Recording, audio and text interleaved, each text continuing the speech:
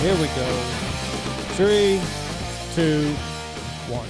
Boom, and welcome to the Big Honker Podcast, brought to you by Dirty Duck Coffee. If your coffee sucks, it's not the duck. I'm Jeff Stanfield. That's how I start my morning every day. I love that Dirty Duck Coffee. The world-famous Andy Shaver in the house. It's endorsed. It's endorsed by the world-famous Andy Shaver. On with us today is my old friend, Mr. Curis Graff, former Minneapolis, Minnesota Police Department. Hello, Kurt. How you doing?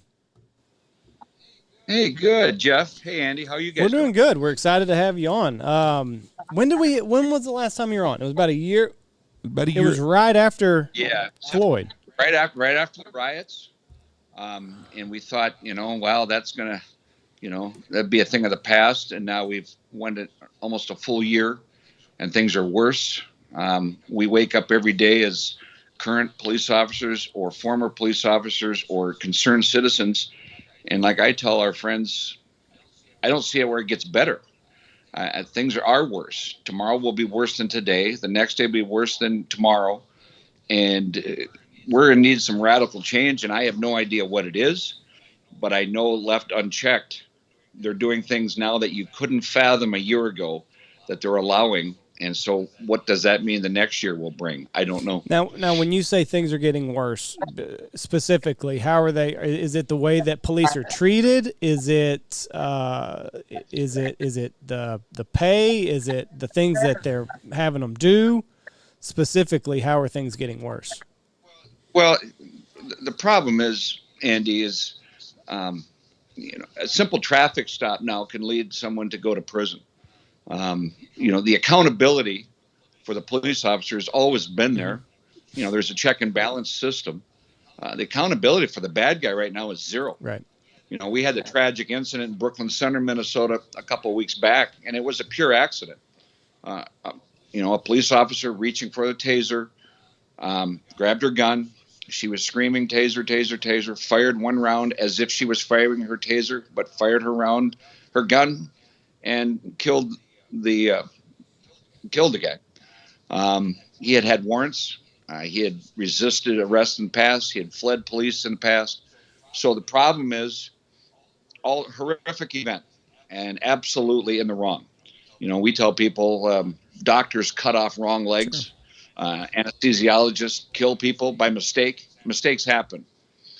But we never, ever, ever have to address the other side. He was stopped for expired tabs, for example. And in Minnesota, a lot of traffic arrests, you have expired tabs, and that's what leads to really, really good arrests. That's how, in Minneapolis area, that's how we got guns, how you got dope, was on a simple traffic stop.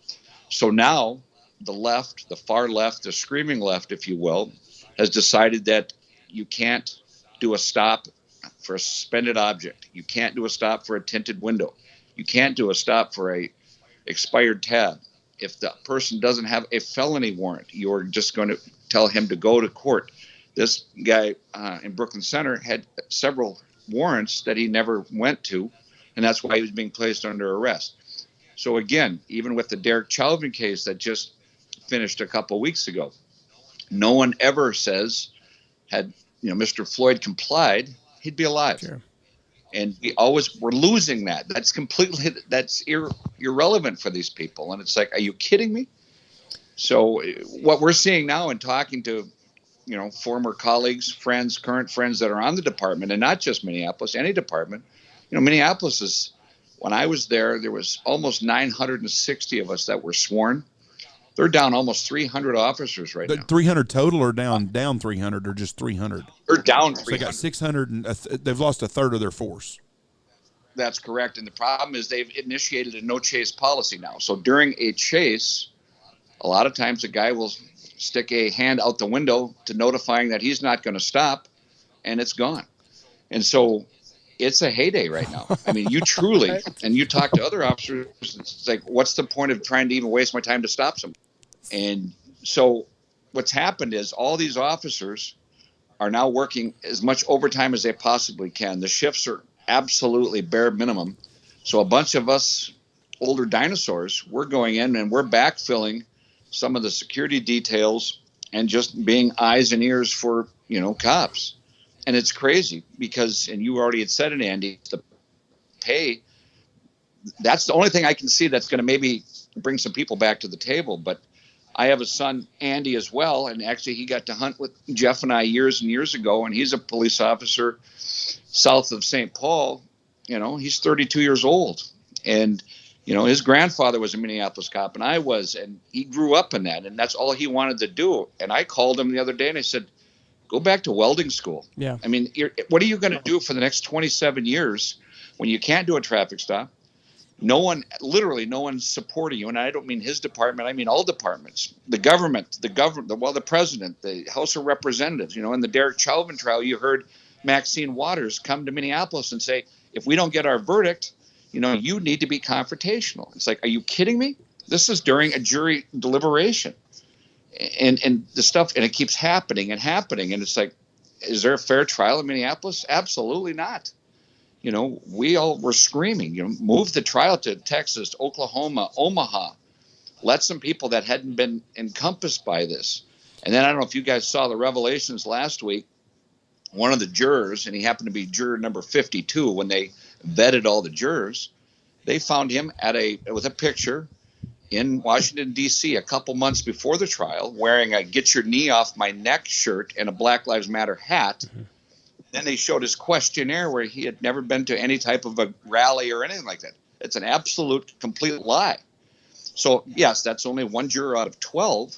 But you think he went in with an open mind to that jury? Right. I mean, if that doesn't scream mistrial, I don't know what does. But the problem is if we allow that to happen, and, right before this trial, you saw some of the rioting again in Minneapolis. They burned some of the same stuff they burned last year. That's what they're doing now. They're trying to, and if you're a juror, you're scared to death that someone might burn your house down if you find somebody guilty. So where is it fair anymore? It's terrible. It's absolutely terrible. Do you think that this will ultimately end? Do you think that this will go back and be deemed a mistrial, given what Maxine Waters has said and given the juror in this instance had been to a rally and knew full well about the case? Do you think that there's ever a chance in hell that this gets overturned? You know what? Any reasonable person absolutely would look at this and says it needs to be mistried. There's evidence out there. There was a Minneapolis police officer that stopped Mr. Floyd. They did a drug bust almost a year prior to his death. He was the right front passenger. Got him out. He initially wouldn't get out. It's all on the camera. As a matter of fact, this had to testify at the last trial, but they wouldn't allow where they stopped him. And what you didn't see is he got out, he got handcuffed, and he looked and he says, "I can't breathe." And he's standing up. "I can't breathe. I can't breathe. I can't breathe." He was not on the ground, but they ended up getting him to a doctor, and then he refused service, and they ended up having to take him down to Hennepin County on the "I can't breathe." But they wouldn't allow that in the trial. It's like, are you kidding me? That's all caught on camera? It's not made up. How is that not evidence? But the Judge Cahill said, no, it's not evidence. So I don't know what you can do. I think a lot of it was spoon-fed to the prosecution. If you looked at this prosecution, it had what they call their dream team, from the attorney general all the way down. Unbelievable. Absolutely. And again, if you didn't have any working knowledge, I think you would have had a much fairer trial. I'm not saying you wouldn't have found him guilty for a manslaughter. I'm not saying any of that. What I'm saying is I don't think it was absolutely fair whatsoever. I know I'm using the F word by say fair because I know it's not. Mm-hmm. But my gosh, give the guy a chance, because we are, innocent until proven guilty in this country. But now what the big question is, the three other officers that were there, they were all junior officers. One of them, which if you've been following, he'd been on his own for 3 days. He went through a 6-month training process, which Minneapolis has. And then for 3 days, he was on his own. How is he guilty of murder? Now, again, I was not in the military. My son was, and a ton of my friends were, and I respect that. But I find it hard that if I have 3 days on, I've walked over to a 20-some-year vet and tell him to knock it off. It doesn't work that way. There's a chain of command. But now what do these three guys do? You think they're going to have a fair trial? And, the information is right before this trial starts, there might be another riot, because then they're going to, here we go. If we riot before the trial, then we're going to sure get the verdict we want.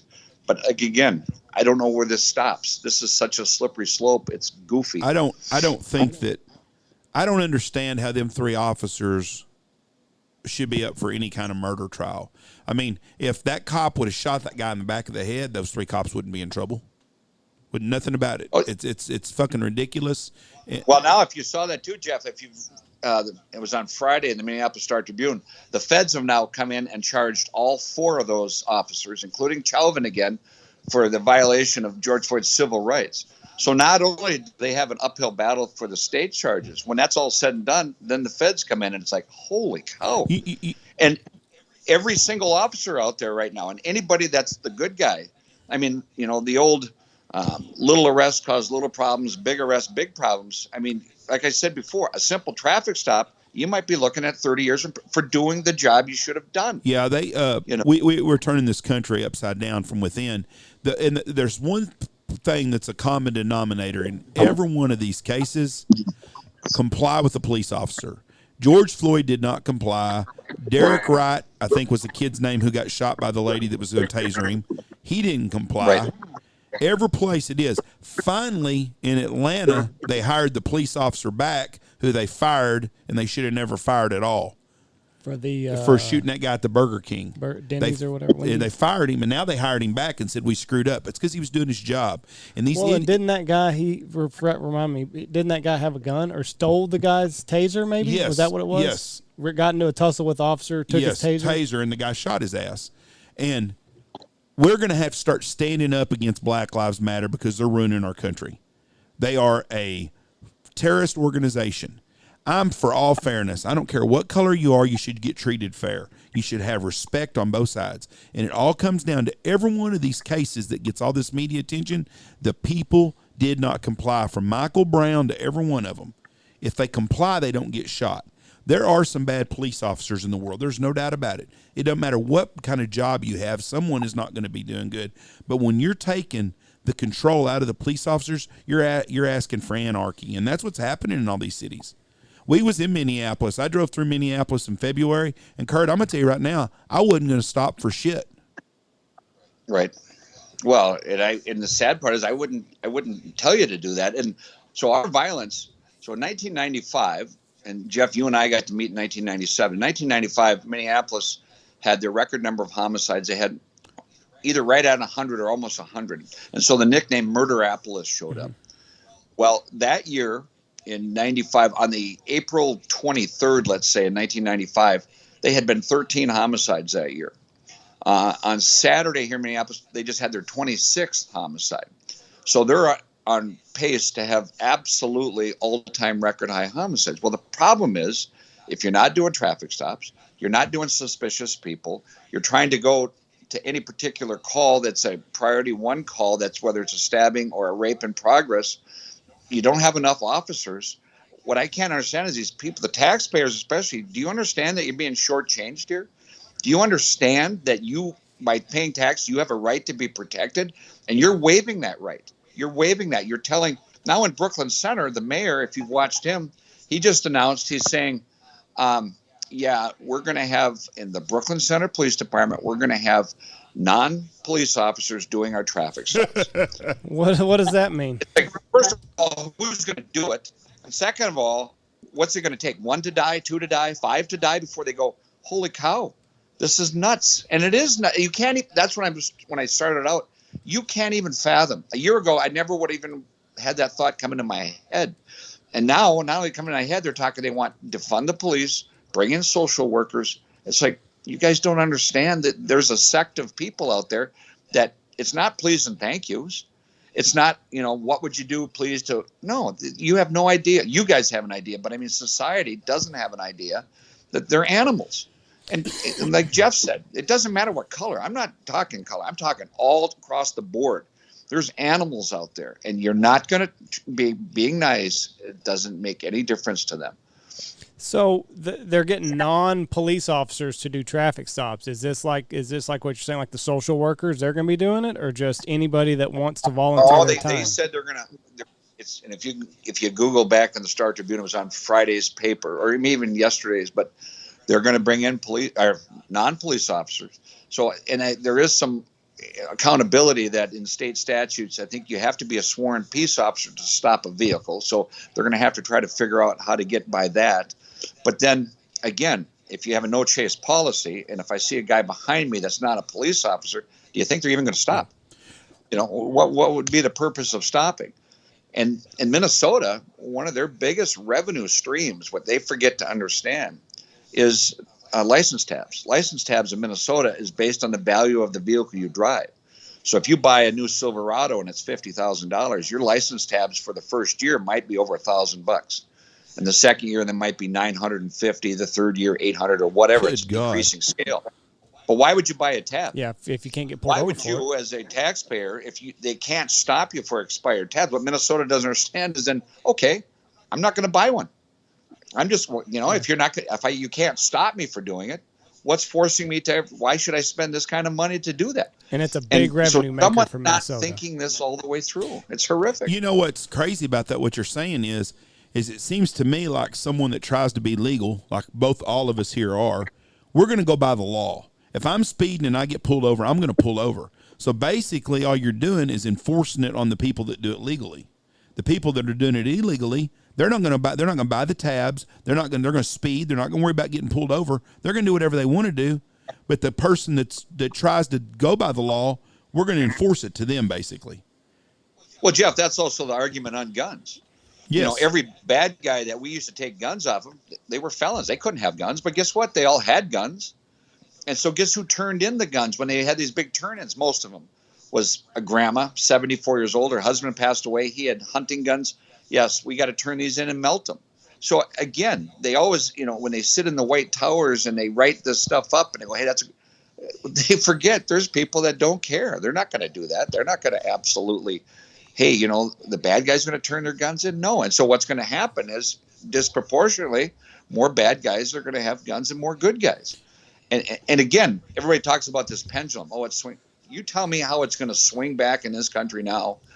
And the only thing I can see to have it swing back is if you watch a police officer effect an arrest that has to use force, maybe that he's punched the officer or he's fighting at the car where the officer has to put him on the ground, handcuff him. If you can accept that and give that a thumbs up, okay, then we're on our way back. But right now, you can't do that. I'll tell you, iPhones there. Go ahead. I can tell you when it's going to go back.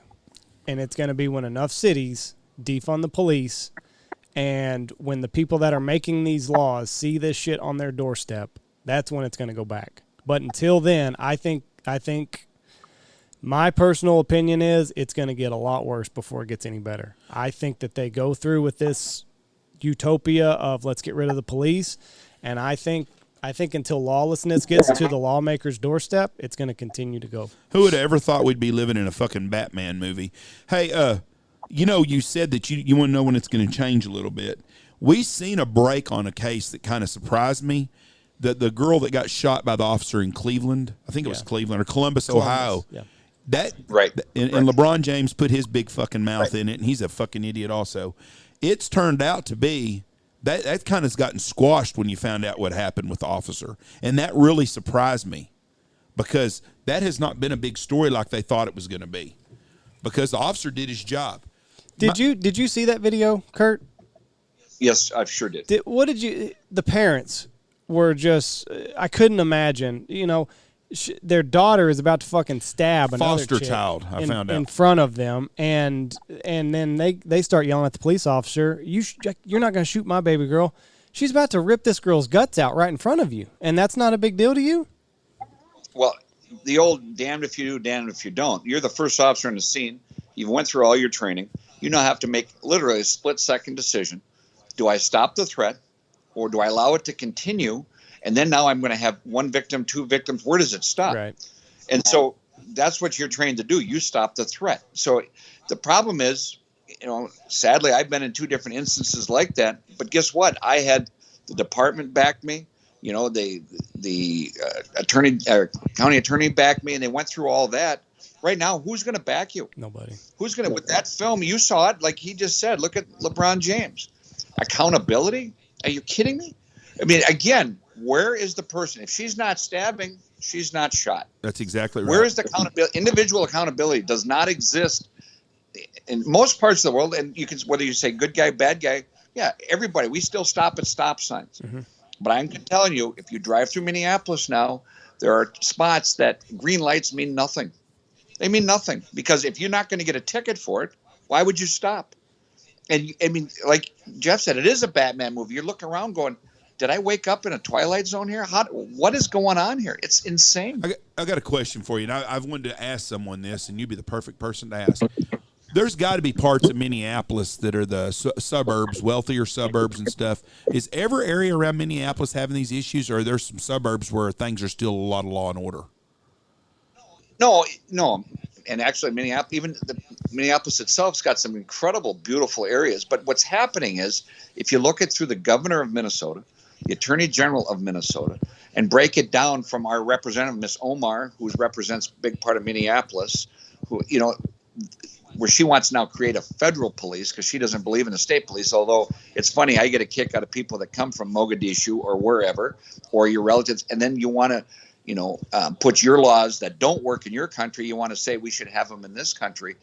But Minneapolis is fighting an uphill battle because, again, maybe it's only 2% of the people that are pushing these issues, but 98% of us are compliant, and we're getting steamrolled right now. So, yes, not all Minnesota at all. There's some beautiful spots in Minnesota, but we're all struggling with it because, you give George Floyd, his family, $27 million. Okay. Granted, and that's the city of Minneapolis. They're self-insured, so they have to write a check themselves. They have no coverage on that. But who do you think is going to eventually pay for that? It's the taxpayers of Minneapolis. Sure. Minneapolis, like I said, well, what do you think? And then if that doesn't work, then it's other taxpayers in outstate Minnesota that are paying for the same stuff. That's what people are getting most frustrated about. And not only police officers. I can't tell you, Jeff, how many retired buddies of mine are moving to Texas, moving to South Dakota, moving to Florida because there's no state income tax. Minnesota runs just almost at 8% clip for a state income tax. Well, if you're on a retired, even if you're making $100,000, that means every year you're going to give $8,000 to the state of Minnesota. And what are they doing with it? Well, they're probably spending money on something you don't agree with. It's nuts. So are there any suburbs in Minneapolis that are pretty normal still, or are they all screwed up? Well, this is affecting every single department, and even smaller departments now, where they're talking about, let's cut back on our chase policy unless an officer's injured or maybe someone's going to kill somebody. Of course, cameras are everywhere, but they're finding a lot of times these cameras are actually helping these officers. But there's an attitude in Minnesota, if you will, right now, that if you're wearing a badge, you're kind of a bad guy, and where it's just 180 degrees what it used to be, and it's instantly anything that happened. You get what I can't imagine and can't believe is how everything is questioned instantly. If you're trying to effect an arrest or if you're trying to do something, someone is right there, literally within 6 inches of you, screaming at you, what are you doing? It's like, when did that ever become allowable? Right. When someone could get into your face, scream at you while you're trying to do your job. And there's no other profession in the world that would be allowed, because someone would get knocked out. If you're a welder, again, and someone's right there screaming at you, guess what he's really going to do? So we're seeing, again, the slippery slope. We're seeing, stuff get eroded and eroded and eroded. And it's like, where does it stop? We don't know. I want to go to the no chase policy. What is the thinking behind it? Is the thinking that you'll catch up with them at a later date? Is it just hell with it, let them go? They're hell bent on getting away anyway. Well, a lot of it is because of the no chase policy. And let's say I stopped you for a crack tail light and you take off. I have no idea that you got a kilo of Coke and 2 loaded 45s that are stolen in your car. I have no idea. So you take off. Well, the last thing you want, is federal prison. So you're going to get away. So you're going to blow that stop light 8 blocks away, and there's a car crossing in a green with mom and pop and 2 kids, and you hit that car at 75 miles an hour, and they're gone. And so they're saying, okay, well, is that worth it? No, I'm not. No life is worth in a crash to kill a civilian. Not at all. But the problem is, what have you done by taking that away completely, is that you've allowed people that you'll never be able to stop them. And like you said, yeah, you might have a warrant, But now I just have to tell you, yeah, I'm sorry you missed your last 3 appearances, but here's another court date. Well, guess what? He's not going to show up then either. So, again, I don't know what's acceptable for people. I think over the weekend in Minneapolis, I think Saturday, they had 4 or 5 people that were shot. One was a homicide and another one's about to be a homicide maybe. But again, if you're living in that area, what's your answers? I mean, the mayor doesn't have answers. The council people, they want to defund the police. I just think it's alarming.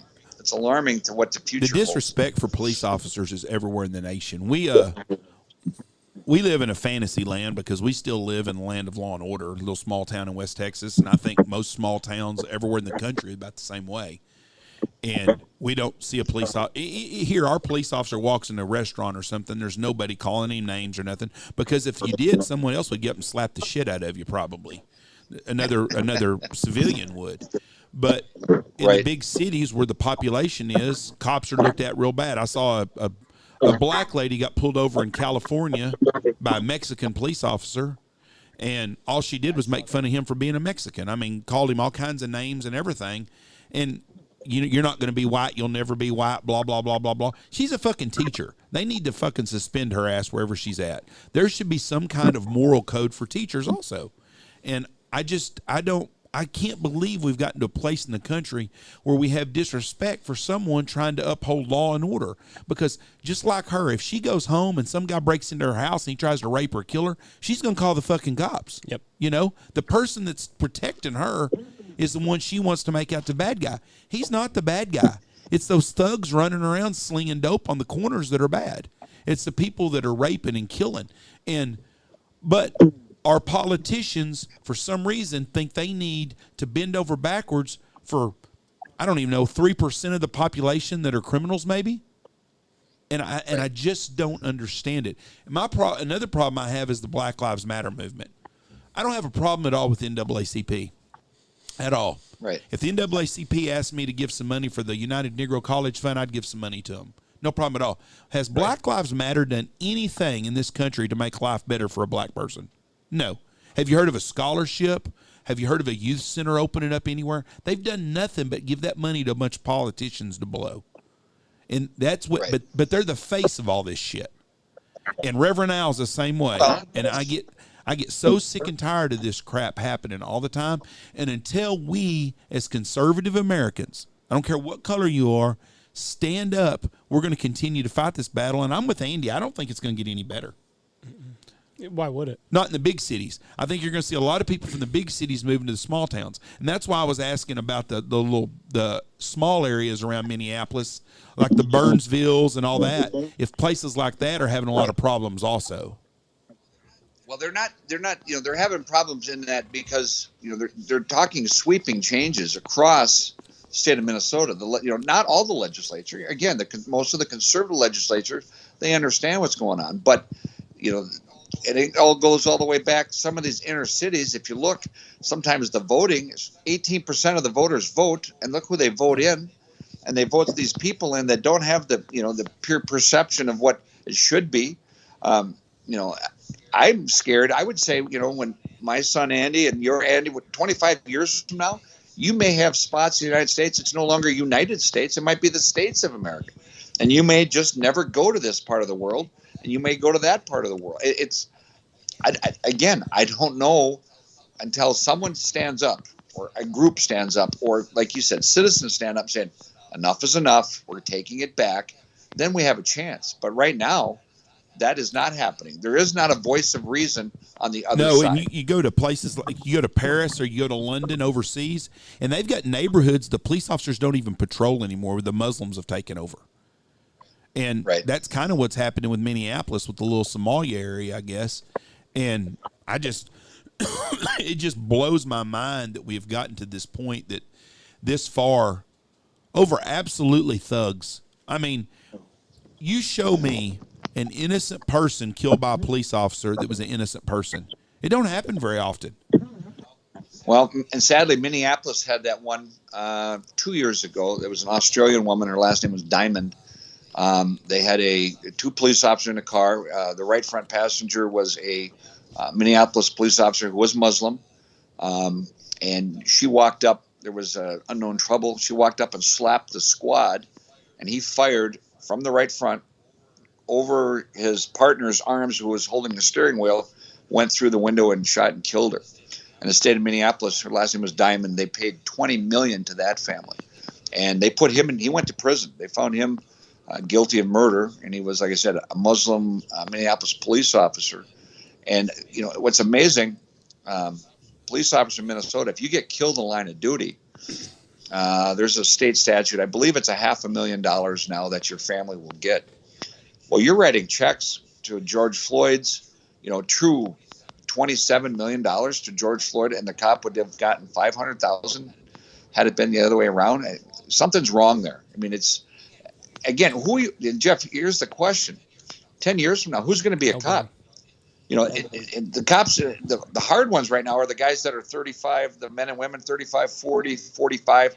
You can't retire in Minneapolis till you're 55 to 59.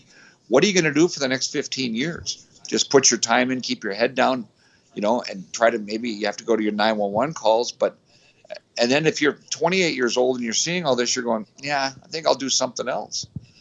And the only thing you're going to have to do is try to pay these guys enormous amounts of money to do the job. But then, you know, is their heart and soul into it? I don't see a good future. And it's sad. I never, ever dreamt I would say I could see where a lot of small towns in Minnesota, Wisconsin, North Dakota, and South Dakota aren't having any trouble trying to find an officer to come there to work. Oh, my gosh. Right. And, you know, again, and then, like, that's where South Dakota is getting bombarded, because then you don't have the state income tax. So you just got yourself an 8% raise if you come out of Minnesota, you know. And like I said, Florida, Texas, I mean, a lot of Florida connections are openly right now recruiting Minneapolis cops. Come down, work here. You know, we'd love to have you down here. And the governor in Florida is very pro-police, pro-positive. And people are going, yeah, you're right. I mean, why would I go another day? You know, when you wake up in the morning, you put your feet on the floor, and if you dread going into your job, then it's not good. You need to go to plan B. And I don't know. I don't know what it is. Let me ask you about the lady, Brooklyn Center. Is that where you said it happened? What? Yes, that's the suburb. It touches Minneapolis on the north side. So she grabbed her service weapon instead of the taser. Is the taser on the opposite side of the body? Because that's what we see down here in Texas. So if you're right-handed, your taser's on the left side. That way you have to reach across to grab your taser. Yeah, a lot of times the handle even faces a different way, Andy. So sometimes, you know, if it's on your vest, it's the other way. What happens, if you watch that video, and you guys should watch it at some point, they've gotten him out of the car, and there's a struggle ensues. And he was trying to be handcuffed, and I believe the officer that was handcuffing was in a training process, but it wasn't working. And again, go back 20 years ago, it would have been pretty easy. You would have grabbed him by the collar of the shirt. You would have done the old turnaround, spin him to the ground, handcuff him, and he's your prisoner. So he gets away from that officer, gets in the car, and I'm thinking, you know, I don't know what she was thinking. I was thinking that maybe since the scuffle ensued, that's the time to use the taser, and but maybe, I don't know. But she grabbed the wrong weapon. She only fired the one round, you know, the interesting side of that fact, they charged her with a manslaughter degree in Minnesota, and manslaughter, it's an accidental death. If I'm out deer hunting and someone, you know, mistakes me for a deer and takes me out, that's manslaughter in Minnesota. It's a pure accident. Again, it's horrific. But of course, the other side saying that's murder. They want it murder. They murdered him. It's like, if she would have shot him 7 times, 12 times, 15 times, you have a way better argument. It's horrifically wrong. It's a bad mistake, but it's not murder. Someone died by a mistake. Like I told you before, you know, anesthesiologists, you know, they give too much of a push and someone dies. That's not an intent. There's no intent. And now that woman, you know, 48 years old, I don't want to go in front of a jury. What kind of career? 48 years old. I'm assuming she'd been on a while. I mean, had she had ever any? I mean, has she had a clean bill the whole time? You know, Andy, I don't know. I don't know her. I know that. I think they said she had 24 years on or something like that. So a long time. She was one of the union reps for the city that she worked for. very smart, very articulate. Again, in 3 seconds, things can change horrifically. So I don't know. I can't attest to how much training she's had, if she's ever deployed a taser before, how many people, deploy their tasers for the city, how many carry the tasers. And of course, now that's the next thing. Here's the other thing. Minnesota now, they're trying to pass into Minnesota that you're not going to allow to use tasers. You're not going to allow to use pepper spray. You can't use mace at a riot. I'm going, how are we going to stop anybody from doing anything if you're not going to allow any chemical irritants, any of this stuff? I mean, please and thank yous. Is that what you on a bullhorn? I don't know. Well, and I don't know anything about Brooklyn Center or anything like that. You said it's a suburb of Minneapolis. She might have spent her 24 years just doing traffic stops. This might be the first time she's ever even been put in a situation where she's had to draw anything. And people that have never done that sort of thing don't realize the adrenaline. I mean, you get in a life or death struggle and you grab for the wrong thing. It happens. It happens. It all come down to one thing though. If that fucking kid would have done what he was asked to do, there wouldn't be a problem. Right. And what the media don't tell you was he has already fled from the police officers before. He had an illegal weapon. Yes. They knew all that stuff. They knew everything about him. Yeah. And so that was the problem. Right. She screwed up. There's no doubt she screwed up. And she made a big mistake. Well, and she killed a kid. She didn't consciously make the mistake. She had shit in her drawers and there's a fight and the kid's got an illegal weapon and it was and like you said, she said taser, taser, taser. She fired one time like you would with a taser. She didn't pull the trigger 7 or 8 times. It was one time. One time. She made a mistake, but it wasn't a conscious mistake. No, she screwed up, and it's a bad deal. And that kid wasn't an innocent kid, just like always. He was always going to be an engineer or a doctor, but he had pictures all over Facebook with guns and $100 bills. And it's horrible what happened. But we have. But Jeff, even take it back one further. Had he shown up for his warrants a year before that, and actually showed up, and then he would have had no warrants, and then none of that would have happened again. So it's not accountable once; it's accountable for your entire life. Be accountable. Yes, and it's the same story all the time. We play it over and over again. And as soon as I heard about what happened, I knew exactly. And if it happened today, I'd say, I tell you what happened right now. Before it happened, whoever it was that got pulled over wanted to resist arrest, because cops don't just go shooting people. When they do, it's because someone's resisting arrest. It happens. Now, there's 3 million. We did a deal on this not long ago. There's 3 million police contacts a day in the United States of America. You're going to have something go bad out of 3 million. You're going to one time a day. Without a doubt. It's too many times. Yeah. But it's law of large numbers. But where are we at as a society that we have 3 million police contacts a day? We shouldn't have that. And out of them 3 million, let's say 100,000 of them are bad contacts. Why are we having that? How, in your lifetime, you've been a police officer, you're retired. I've never been a police officer. I'm a judge in a small town, so I deal with a little bit of stuff. But I'm 53 years old. I've never had a bad contact with a police officer in my life. And I've been pulled over a bunch of times. But never, not one time. The average good person doesn't have a bad police contact. Right. And again, what they're seeing in Minneapolis, if you are a non-person of color, if you're a Caucasian and you're working North Minneapolis streets and you're working with a partner, and on an average day, let's say you make 20 contacts, 25 contacts. Well, predominantly where the people that you're contacting are people of color. So all of a sudden now, I had an English teacher used to tell me, statistics don't lie, but liars use statistics. And what that means is they're going to say, okay, Jeff, geez, you made 30 stops and 29 were African Americans. Okay, but that's where I live. That's the community that I'm serving right now. I don't have a choice. So, but all of a sudden they'll spin that on you, and they're looking at these people's record. Well, look, he must be racist because that's all he's stopping. No, actually, it's not. That's what he's working. And on these 911 calls, whether it's a domestic or a fight, they say all he responds to is. I used to come into these homes and I'd say, first of all. And I tell you guys, when's the last time you had a birthday party that went so bad that you had to call 911 to have someone solve your problems? And they'd be screaming at us, why are you here? And I'd look at them going, do you think this is where I want to be right now? Do you think when I kiss my wife and kids goodbye and I come into work that I can't wait to go solve your problems? Again, the accountability is if you solve your stuff, You're the one who called 911. A lot of that happens is because you called us here, and now you're going to just eviscerate us for being here. And it's like people have to understand that. Wow, it's a big melting pot, and you said it already, Jeff. Doesn't matter what color. It's what's your heart like, and there can be knuckleheads from all walks of life, and there are. Doesn't matter what color you are. Horrific walks of life that are absolutely wrong. But, as a cop, you just try to take what's given you. And sometimes you have an eighth of a second to make a decision, just like the guy in Columbus, Ohio. He gets out of his car. Here's a woman lunging, stabbing people. What are you going to do? Throw a cast net? Come on. Because that's the thing in that video. He had just gotten on the scene. Like, it shows his body cam. Like, he steps out, and when he's on the sidewalk, there's a lady lunging, getting knocked down at his feet. So, like, he had not been there 10 seconds. It was a call for someone was trying to stab somebody. So he gets there, somebody's got a knife trying to stab somebody. You said your statistics deal.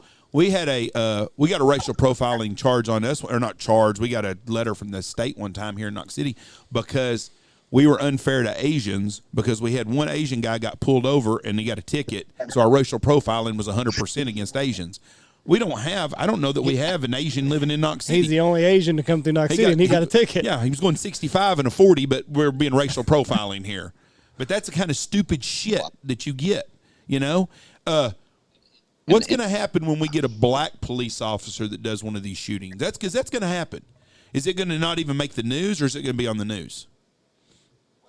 Well, it's actually, I think at this, I would have said a couple years ago, I don't know. I would say now they wouldn't care. They would just say it's the uniform, and he's oppressed.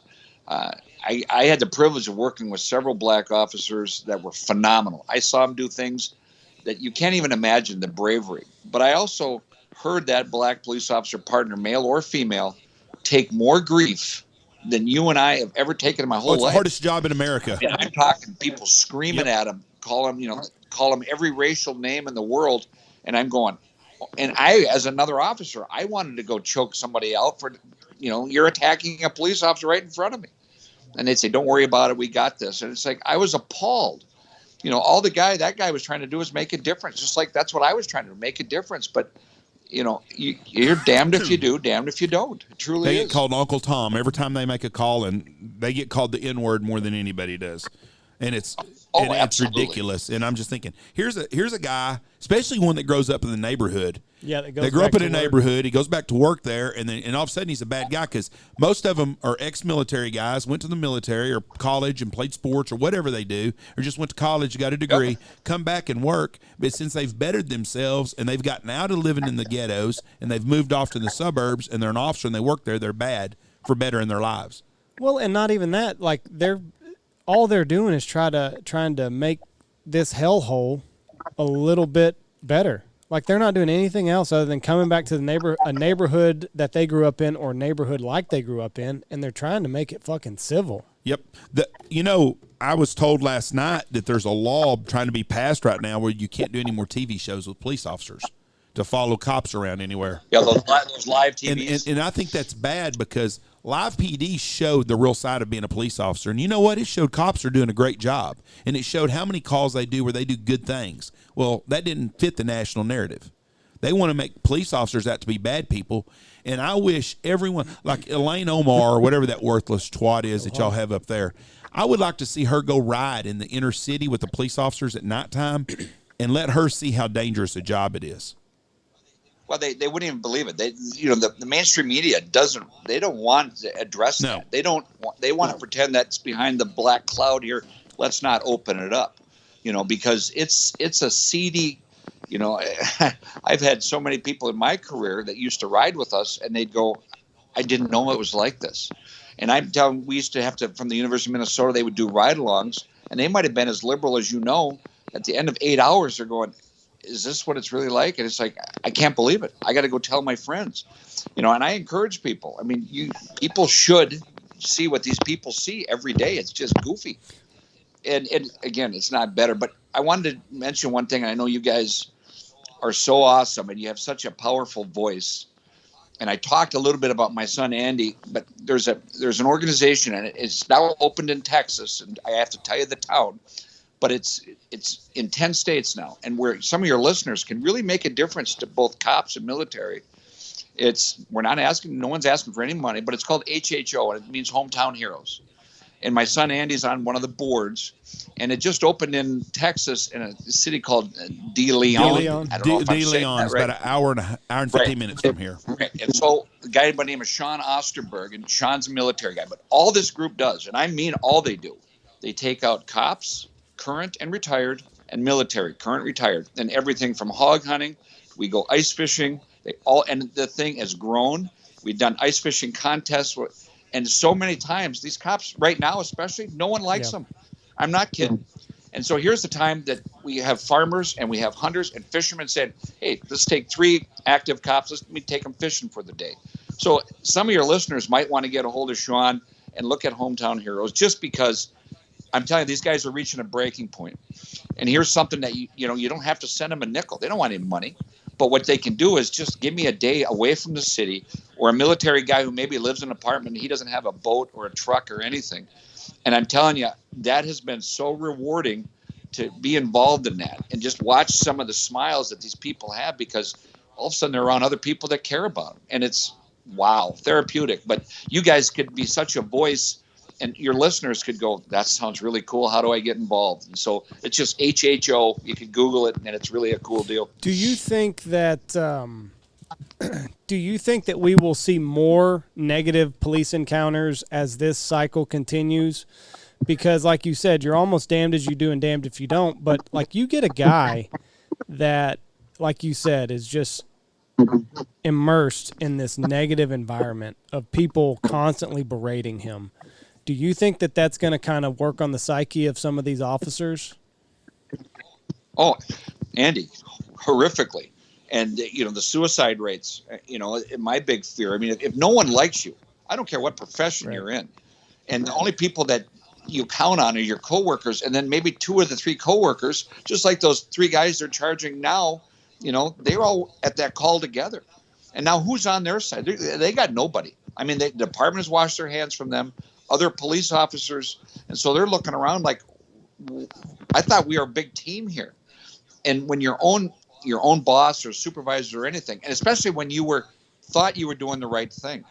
I understand if you're a bad cop, like Jeff said, absolutely. There's bad cops, right? No problem. But it's the day-to-day grind. It's the day that you get up in the morning, and guess what? No one invites you to, there is not anything happy. And I had a friend of mine showed me her screen on the call the other day. There was, I think, 14 squads working, and they had 10 calls that were what they call priority 1, domestic assault with a weapon. There was a stabbing in progress. Guess what? There's no one to go to that. What's going to truly happen, I think, and you said what's going to change, when someone dials 911 and no one shows up. I mean, no one. And then it's like, and they're going to call you back, hey, Andy, you're on your own. Good luck to you. What, are you kidding me? At some point, we as the good people, if you will, we have to say that's not acceptable. That's not acceptable. There's no way that the thugs are going to take over this world. And right now, as of today, on the 10th of May, I see nothing happy. And I'm going to watch these trials come back through this summer. I think these other 3 go in August. And just keep your eyes open. I think that more and more and more officers are going to be involved in dumb stuff, but it's going to balloon into horrific things. And then, like he said, hey, let's go burn that town down.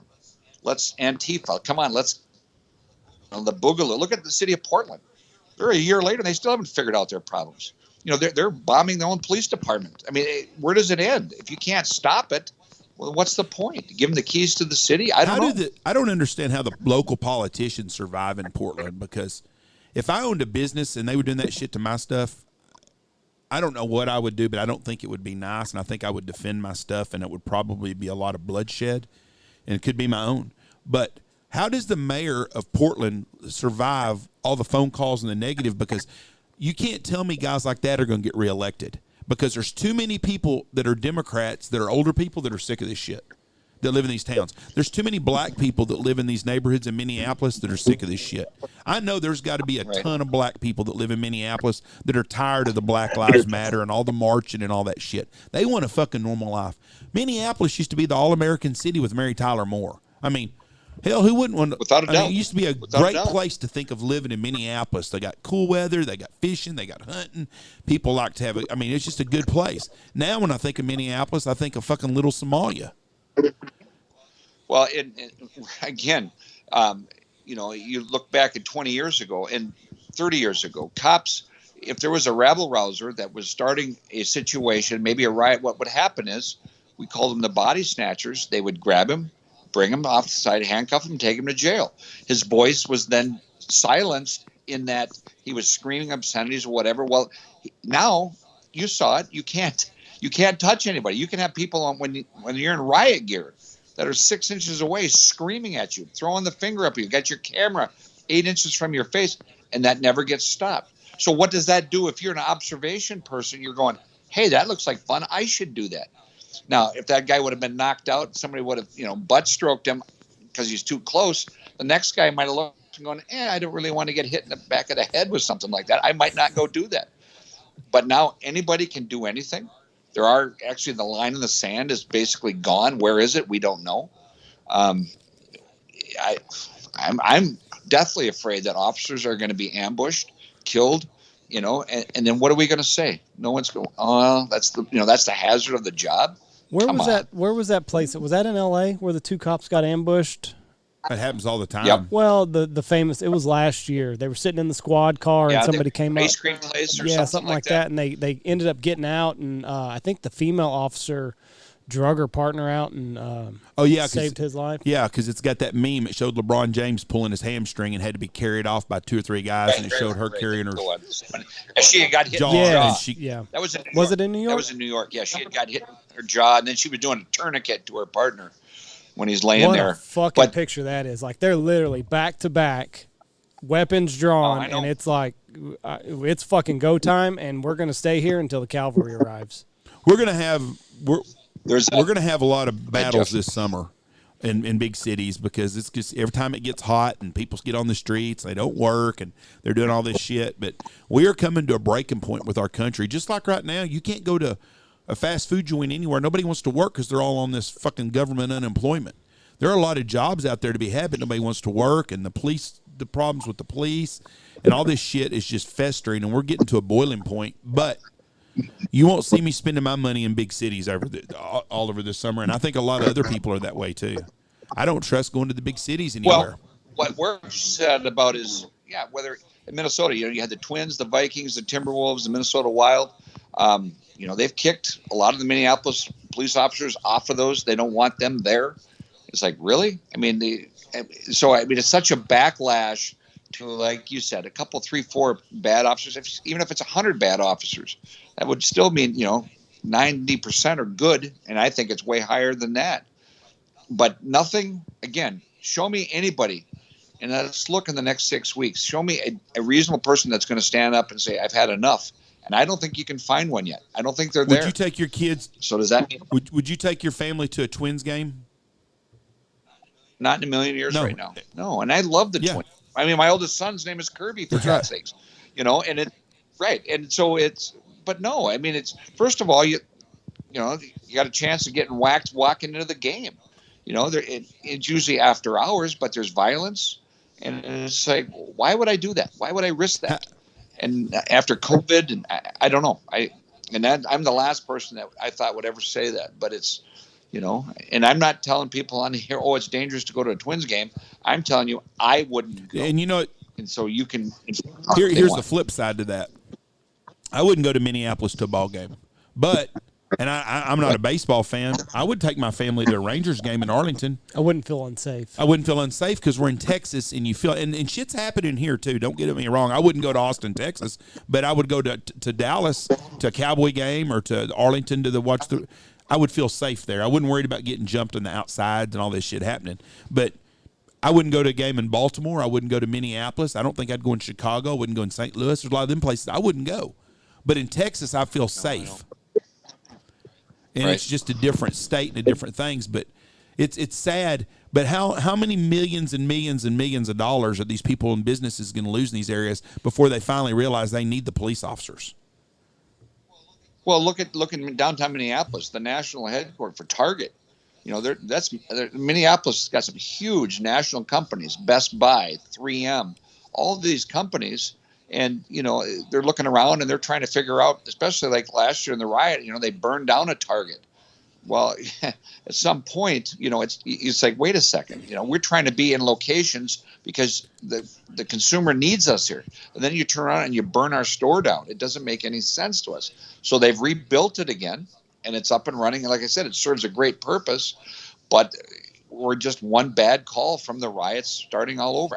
I don't know. I don't get it. The other thing is that we're frustrated with, right before this trial, they put out, after this Brooklyn Center, they put out a 3-county wide curfew, mandatory curfew.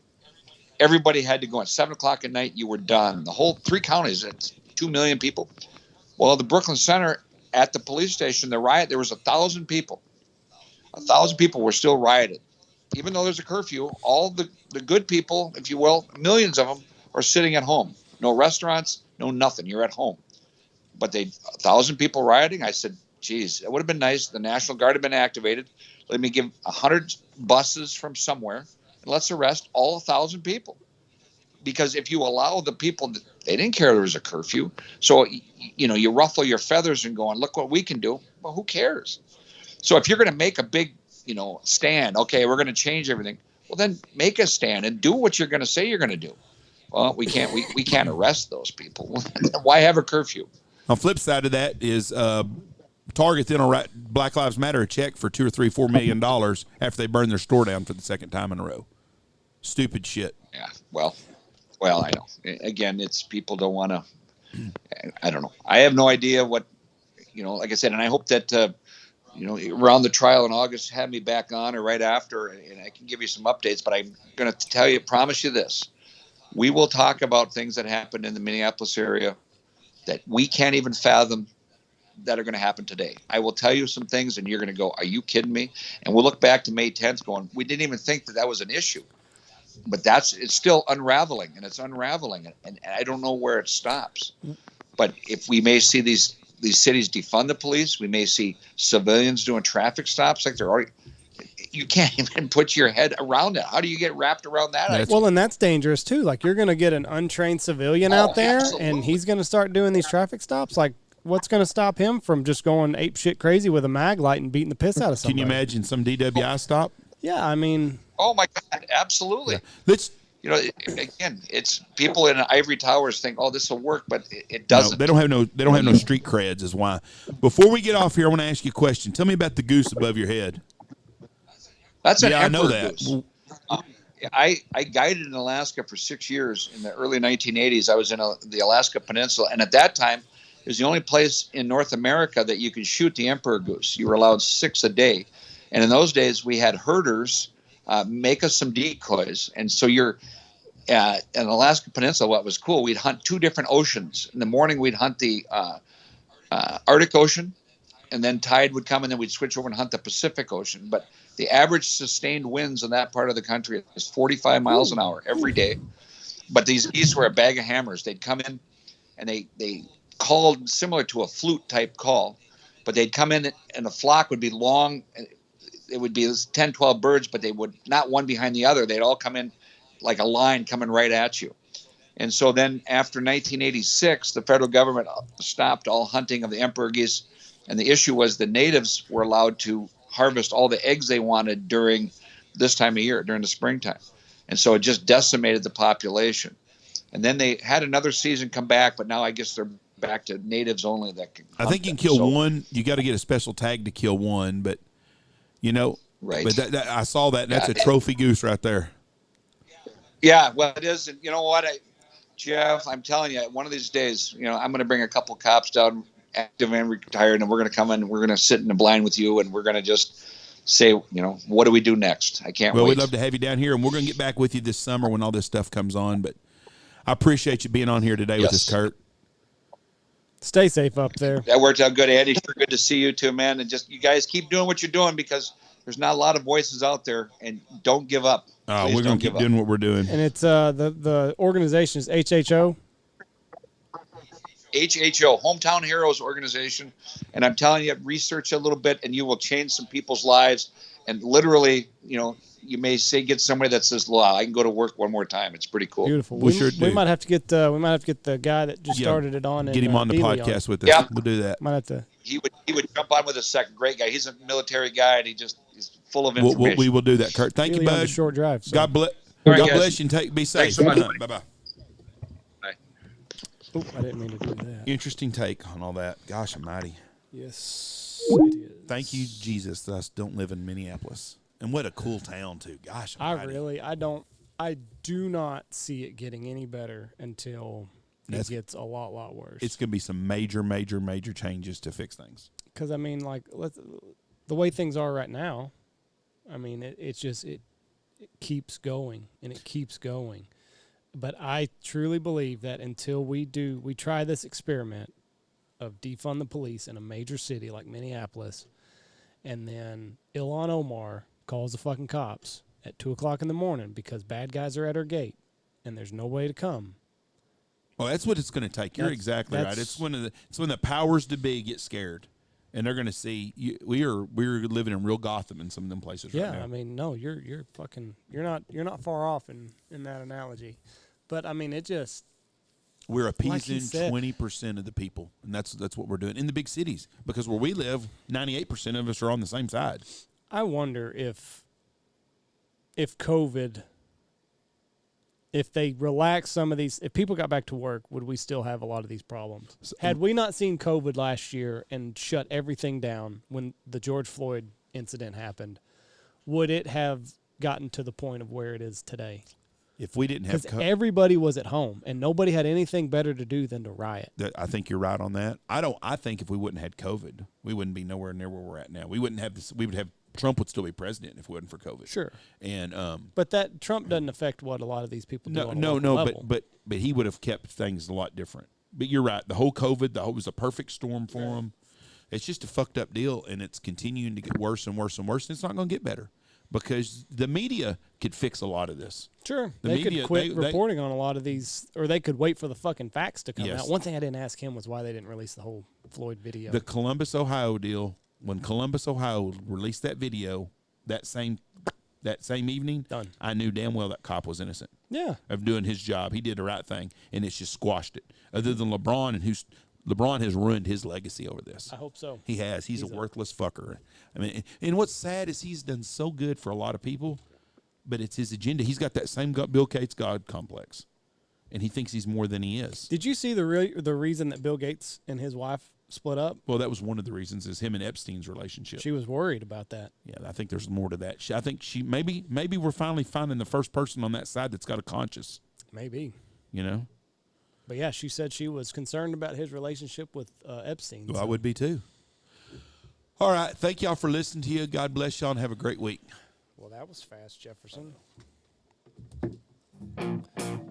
Check out all of our wonderful sponsors. Check out Boss Shot Shells. You better start ordering your ammo pretty soon. Don't wait until the last minute. Check out Dive Bomb Industries Squad Fest coming up in just a couple weeks.